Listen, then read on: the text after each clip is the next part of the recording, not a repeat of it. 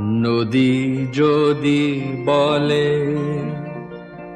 সাগরের কাছে আসব না, তা কি হয়?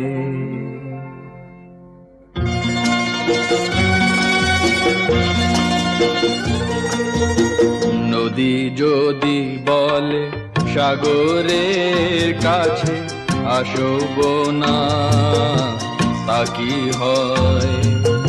মেঘ যদি বলে আকাশের বুকে ভাসব না, তা কি হয়? তা কি হয়?